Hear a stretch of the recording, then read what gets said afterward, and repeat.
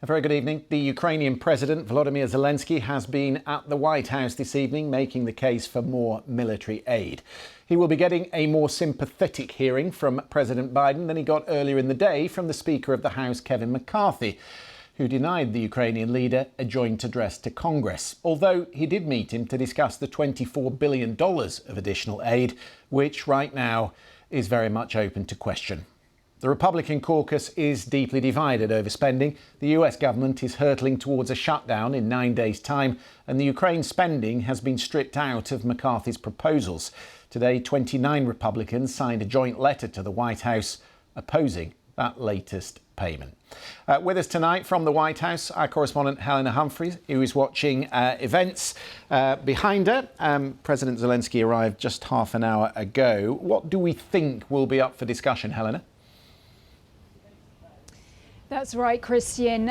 15 minutes of discussion so far in that Oval Office. We know what will be up for discussion. It will be that $24 billion, which has been suggested by the Biden administration in terms of continued funding for Ukraine, which President Zelensky also says that his country needs to win the war. But he's come, let's be very clear-eyed about this, at a very difficult time for the United States, at a time when there is much debate about the spending bill and whether it should include that aid for Ukraine. President Zelensky also saying that more weaponry is needed, particularly in terms of those ATACMS missiles, giving Ukraine the ability to penetrate from a long range more Russian positions, particularly in Crimea. We are waiting to see what comes out of that Oval Office meeting and what will be announced and whether it will include those missiles. We understand that some kind of air defense weaponry should be announced today. But of course, President Zelensky saying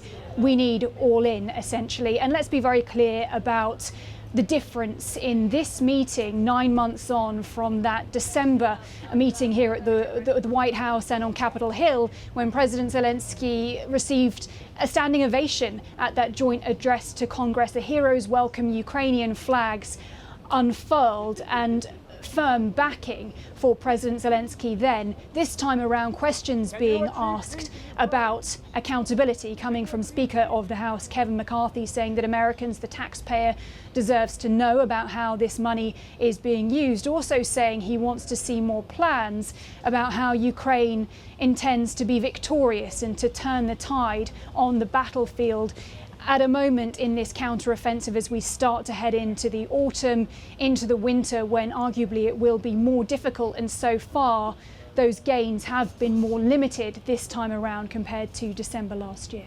Helena, thank you very much for that. Let's get a little bit of the politics within the Republican caucus from Doug High, who's with us. Doug, in March last year, the Speaker of the House made it very clear that he was full square behind the Ukrainians. Today, he has pulled the funding from the spending bill, which is still to be passed. So what has changed in the interim? What's changed is the politics within the conference, and that comes from both voters, Republican primary voters most specifically in congressional districts and states, and also from conservative media. There's been a real skepticism about the war in Ukraine, about Zelensky. I think a lot of that is misplaced, but it's been very real. I've been warning colleagues overseas in London for over a year now. Watch House Republicans and how they move on this. They're going to try and shy away from Zelensky in an inch-by-inch process, and unfortunately, that's what we've seen just play out today. Yeah, well, I remember being over with you in Washington for the midterm elections and explaining to people why they should be taking an interest in, district by district elections across the United States. And this is very much the reason why, because you have a hardline group on the right who are adamant this should be stripped from the bill. But how much of it is about the person himself, Kevin McCarthy, and the position that he now finds himself in, Doug?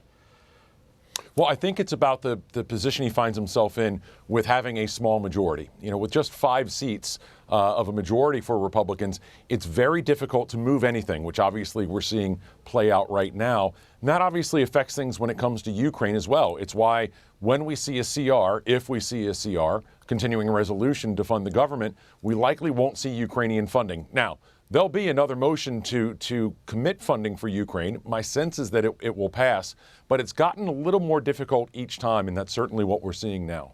Lord Darroch, I get the sense that in Moscow, President Putin will be rubbing his hands. He has a huge row which is denying the Ukrainians aid in Washington, and now the Poles are suggesting that they might slow the aid that goes through their border to Ukraine because of the row over grain.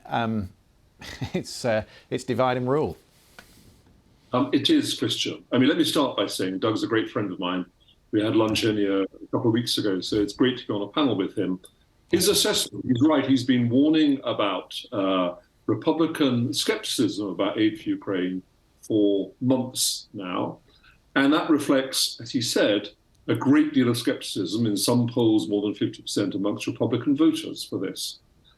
You're right. I think that Putin will be looking at this, keeping his fingers crossed, hoping that it stalls, that it gets blocked. And in a longer term, Putin, I think, will definitely want to wait and see what happens in 2024 November, the US elections, to see whether Republicans can win back the White House and what impact that will have on things.